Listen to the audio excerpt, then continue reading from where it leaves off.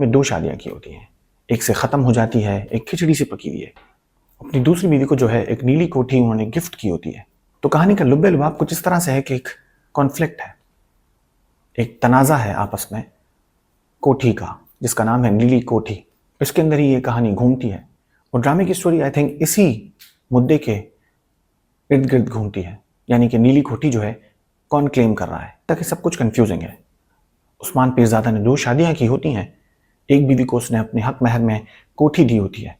कि लुब्बे लुबाब तो वैसे मुझे भी पता नहीं है, लेकिन जो थोड़ा बहुत मुझे 2 एपिसोड्स देख के पता चला है उसमें यह कि जो तनाज़ा है, जो आपस में एक मुद्दा है, वो नीली कोठी के लिए है सबका। कौन इसको क्लेम कर सकता है, कौन उसका हकदार है, बेसिकली कहानी जो है इसी के इर्द गिर्द घूमती है। उस्मान पीरज़ादा ने अपनी जवानी में 2 शादियां की होती हैं, एक बीवी को उन्होंने नीली कोठी जो है गिफ्ट की होती है, हक महर में दी होती है, लेकिन वो कोठी वो वापस कर देती हैं। तो उसकी जो है नवासियां जो हैं वो उसकी हकदार होती हैं। अब वो किस तरह से हकदार होती हैं, ये चीज़ बिल्कुल ही समझ से बालातर है। और उनका एक बेटा है जो ले पालक है, यानी कि अडॉप्ट किया हुआ है, वो है तला शहूर।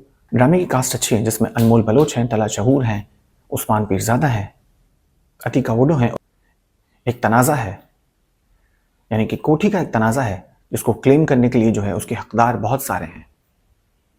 तो जो लड़कियां दिखाई गई हैं, दोनों बहनें जो हैं, वो भी उस कोठी की हकदार हैं। ड्रामा जो है मेरी समझ से बिल्कुल बालातर है, समझ से बाहर है। स्टोरी लाइन इसकी बहुत ही वीक है, यानी कि स्टोरी लाइन जो है किस तरफ आगे जाएगी, कैसे प्रोसीड करेगी, समझ से बाहर है, क्योंकि इस कदर